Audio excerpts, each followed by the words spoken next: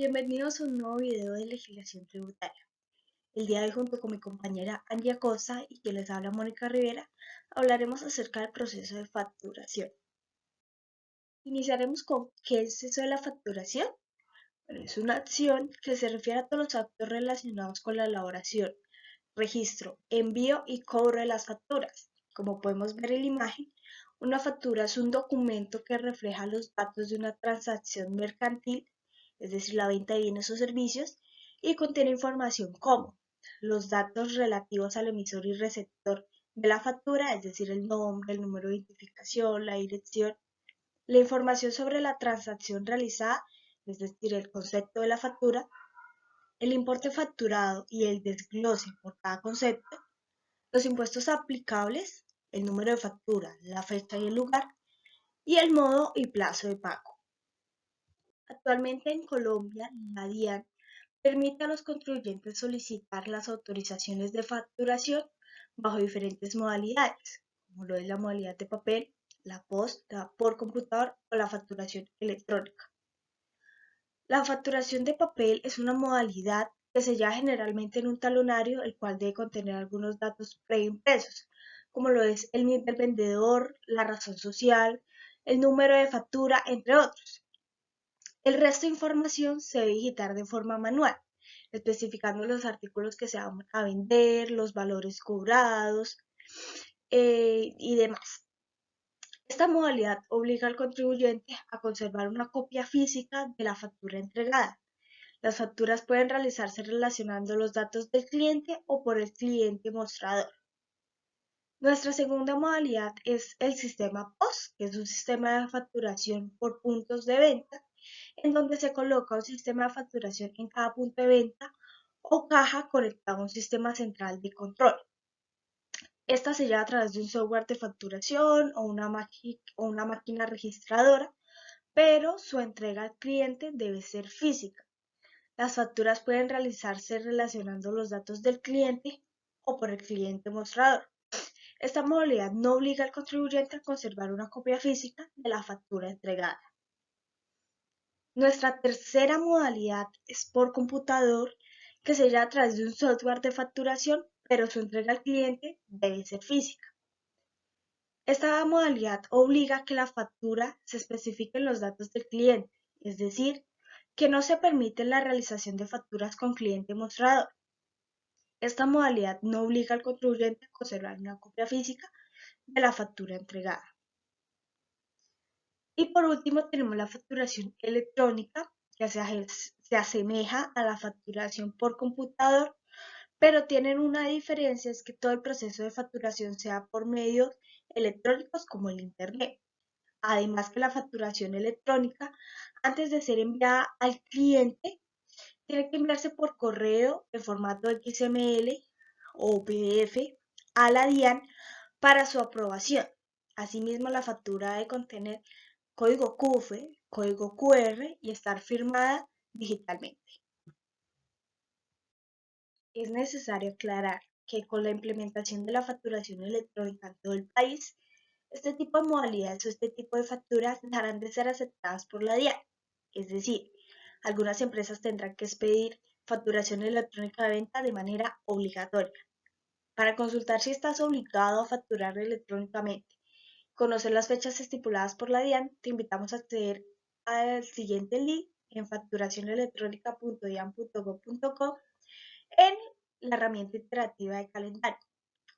También no olvidar el artículo 615 del Estatuto Tributario, el cual nos hace referencia a las personas que están obligadas a expedir y entregar factura electrónica. También está el artículo 616 del Estatuto Tributario, donde nos habla de las facturas, los casos en los que no se requiere la expedición de factura, los proveedores tecnológicos, las obligaciones e infracciones. También está el artículo 617, que nos habla de aquellos requisitos de la factura para los efectos tributarios. Facturación electrónica. Esta es la evolución de la factura tradicional. Para efectos legales tiene pues la misma validez que el papel, sin embargo se genera, se valida, se expide, recibe, rechaza y conserva de manera electrónicamente. lo que representa mayores ventajas. Tributariamente es un soporte de transacciones de ventas de bienes y o servicios. Aquí podemos ver un ejemplo de lo que es facturación electrónica. Como lo dije anteriormente, pues tiene ciertos componentes como el nombre de la empresa, el NIT, la dirección, los artículos que se venden, su valor. También recargarles que se puede presentar en dos formatos. Uno es el formato XML y su representación gráfica que sería en PDF. Esta facturación debe ser expedida a través de sistemas informáticos o softwares. Hay componentes muy característicos que nos permiten identificar si es facturación electrónica, como lo es el código QR, que pues es una versión actualizada del código de barras. También, como ya lo mencioné, está el código CUFE, que es el código único de facturación electrónica, con el cual podemos pues decirle a la DIAN que esta factura es única e irrepetible. También nos servirá para poder determinar que la factura cumple todos los requisitos exigidos por la ley. ¿Qué necesitamos para facturar electrónicamente? Un facturador electrónico necesita dos elementos. Uno es un software de facturación electrónica y otro es el certificado digital de firma. ¿Cuál software podemos usar para facturar electrónicamente? Podemos usar un software propio, la facturación gratuita de la DIAN o a través de un aliado o proveedor tecnológico.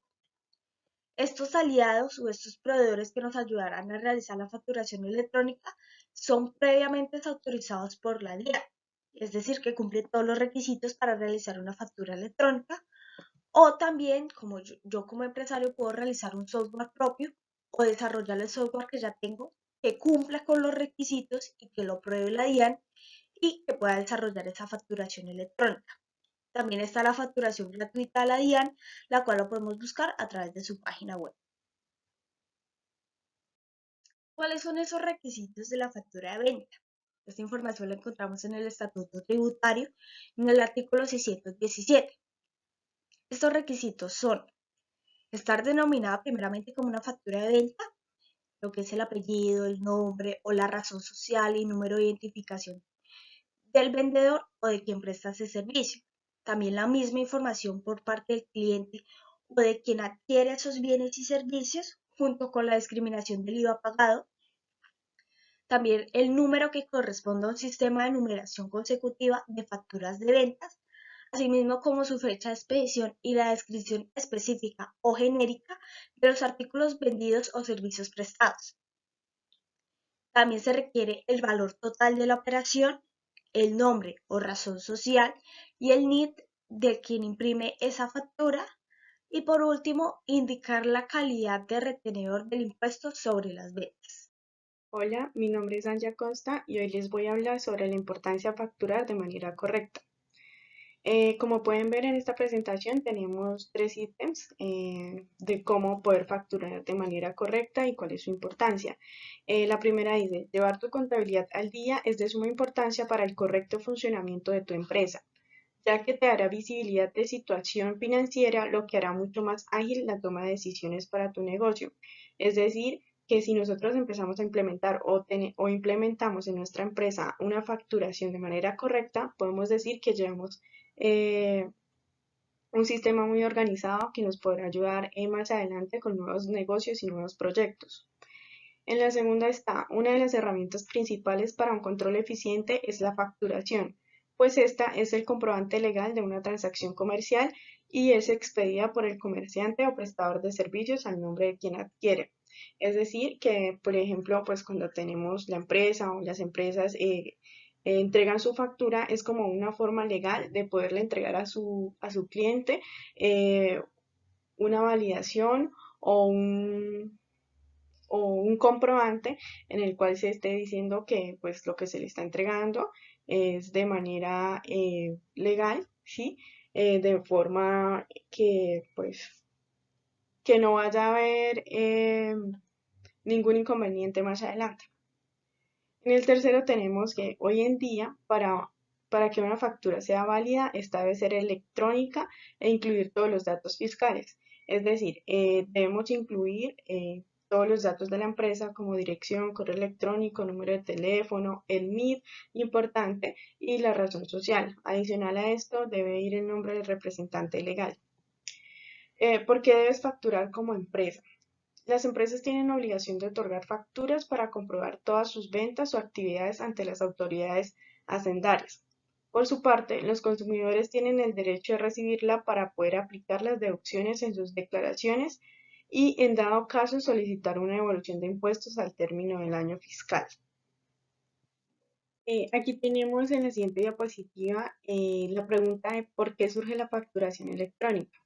Esta surge con el fin de mejorar algunas problemáticas que solían darse con la emisión de factura tradicional, tales como un proceso de facturación ineficiente, complejidad en el cálculo de impuestos, imposibilidad de relacionar pagos, comprobantes en cero y o negativos, no estandarización en la información, datos con longitudes excesivas, emisiones de comprobantes o receptores inexistentes. Entonces, ¿qué pasa? Que cuando se le entregaba a un cliente o a alguna persona este tipo de facturas, pues probablemente más adelante cuando tuviesen que presentarlas, no iban a ser válidas porque tenían datos inexistentes o negativos, datos que no eh, eran verídicos y pues probablemente tendrían problemas legales.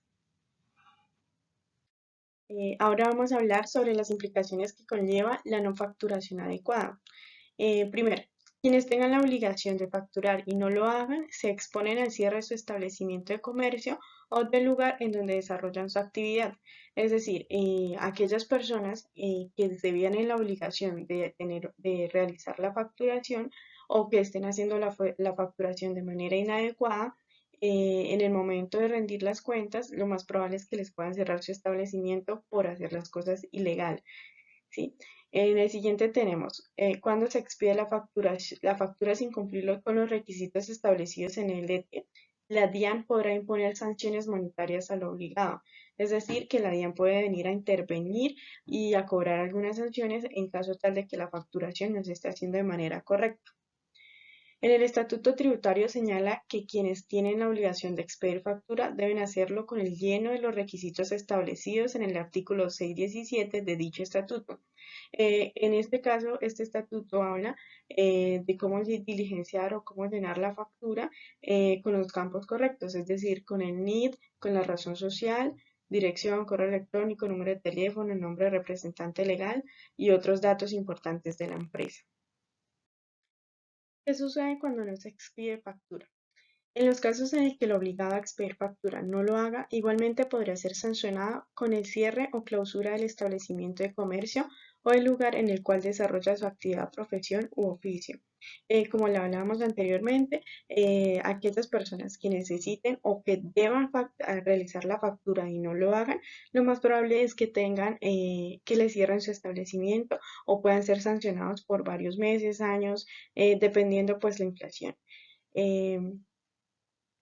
Y pues eso va a tener pues muchas consecuencias porque va a hacer que su producción sea menor, que pueda tener un reproceso en cuanto a sus ventas o independientemente del servicio o prestación del que sea la empresa. Por este lado tenemos también lo que son las notas de crédito y débito. Estos son los documentos que permiten hacer cambios, ajustes y o correcciones a las facturas electrónicas. Deben generarse y transmitirse a la DIAN de forma electrónica para su respectiva validación. También encontramos la normatividad, que es el Decreto Único y Reglamentario, la Ley del Crecimiento 2010 de 2019, el Decreto 358 del 2020 y la Resolución 00042 del 2020. Muchas gracias. Esto ha sido todo por hoy.